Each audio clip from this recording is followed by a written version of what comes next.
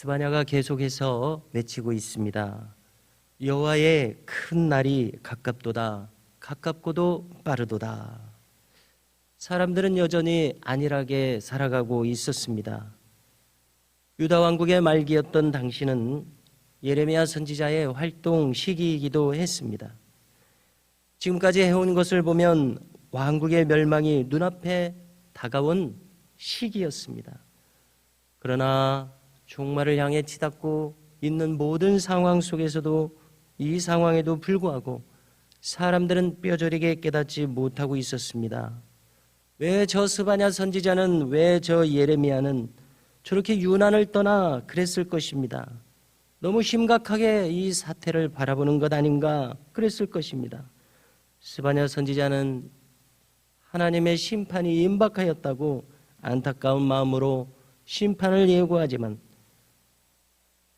한마디로 말해서 영적인 불감증에 걸린 사람들은 그 간곡한 호소가 공감되지도 귀에 들리지도 않았습니다.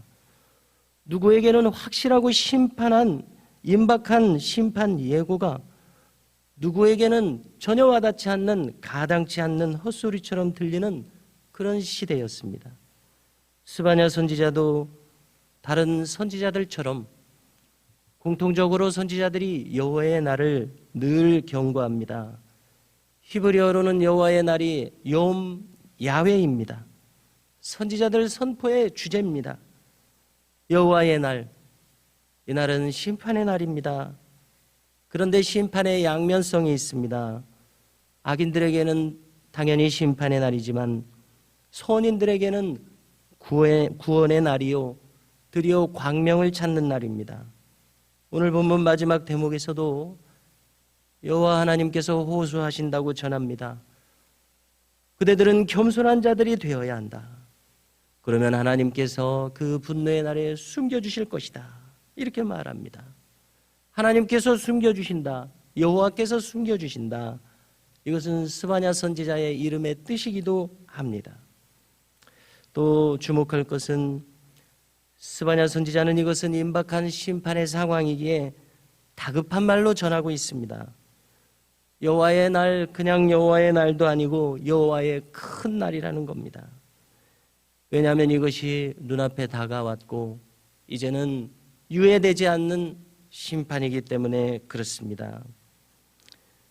이 날은 달리 표현하면 하나님께서 친히 역사의 한복판에 개입하시는 날입니다. 그래서 아직까지는 이름 없었던 저 바벨론을 신흥강대 제국으로 일으켜서 여기 이스라엘 성지까지 와서 이 왕국을 멸절시키게 되는 그런 날입니다. 아마 우리가 겪어온 가까운 시대에 일본이 갑작스럽게 패망하거나 저 히틀러의 파멸이 드디어 임하였었던 바로 그러한 사건들이 하나님의 역사에 개입하시는 시간들이 아니었을까 이렇게 짐작됩니다. 이처럼 더 이상 유예하는 시간이 없는 하나님의 심판의 날은 역사 속에서도 성경에서도 생생하게 증명되고 있습니다. 15절을 보면 이 날은 분노의 날이요, 환난과 고통의 날이요, 황폐와 폐망의 날이요, 캄캄하고 어두운 날이요, 구름과 흑암의 날입니다. 어디 한 구석 피할 수 없는, 참으로 어찌 보면 숨 막힐 것 같은 그런 심판의 날로 묘사되고 있습니다. 선지자는 이야기합니다. 이 날은 그동안 사람들이 그렇게 부패한 중에 추구하고 의지했던 은과 금이 그들에게는 아무런 도움이 되지 않는 그런 날입니다. 그날은 하나님의 맹렬한 질투가 불타오르는 날이기에 온 땅이 화를 면치 못하는 그런 날입니다. 그야말로 이 땅의 모든 주민이 멸절되는 놀라운 심판의 날입니다. 저 노아의 홍수 심판이나 소돔과 고모라의 심판처럼 또 출애굽한 이스라엘 백성들이 가나안에 들어옴으로 가나안 7 족속이 심판을 당하여 당하다시피 했던 것처럼 이제는 유다의 백성들이 당하는 것처럼 멸절에 가까운 이러한 심판이 오는 그런 날입니다. 그러나 하나님은 항상 심판만을 말씀하시지는 않습니다. 어제의 말씀과 마찬가지로 심판을 위한 심판을 행하지는 않으십니다. 회개의 회복을 위해서 심판하시는 그러한 심판입니다. 그래서 하나님께서는 오늘 말씀 말미에서도 선포하십니다. 1절에서 수치를 모르는 백성아 모일지어다 모일지어다. 이제 임박한 심판이 시행되기 전 아직 죽음의 기회가 있는 그 시간 동안 그분께 돌아오라고 말씀하십니다. 그날이 닥치면 그때는 늦습니다. 그래서 때는 지금입니다. 겨같이 흩날려갈 것을 한번 생각해 보라고 합니다.